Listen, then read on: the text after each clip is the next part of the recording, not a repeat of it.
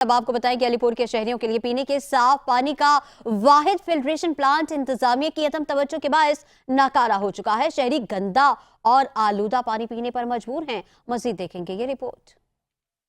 پور کا filtration plant جو کہ لاکھوں شہریوں کو صاف پانی فراہم کرنے کے لیے نصب کیا گیا تھا، اب اپنی تباہی کی داستان سناتا نظر آ رہا ہے۔ مشینری خراب ہو چکی ہے، ٹوٹیاں ٹوٹ پھوٹ کا شکار ہیں اور پلانٹ مکمل طور پر ناکارہ ہو چکا ہے۔ علی پور کے شہریوں کا کہنا ہے، جب ہم آتے ہیں تو ان قبضہ کر کے کھڑے ہوتے ہیں، کم رشکے والے آتے ہیں، 3 4 4 رشکے والے ہوتے ہیں اور ان کے پاس 15 20 کین لوڈ ہوتی ہیں۔ اور آپ یہ سوچ لیں اگر ایک کین کو 2 سے 2.5 منٹ لگ رہے ہیں تو ہمارا تو گھنٹہ ادھر ویسٹ ہو گیا نا۔ کہ انتظام ایسے کہ اس صفائی بھی رکھیں، کچھ صفائی آپ کے سامنے پریشر ہم نے آپ کو دکھا دی ہے، تو آپ سے مہربانی ہوگی آپ کی نا کہ اس کے اوپر دھیان دیا جائے۔ Thank you.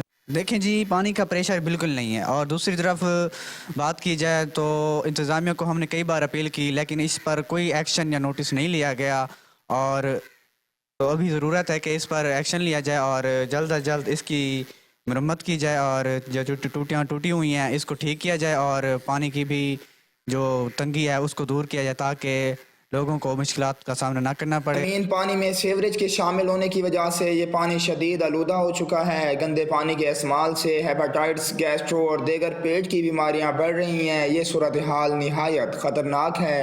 انتظامیہ کی جانب سے اس مسئلے پر کوئی خاص توجہ نہیں دی گئی۔ شہریوں کا کہنا ہے کہ انتظامیہ نے ان کی شکایات کا کبھی جواب نہیں دیا۔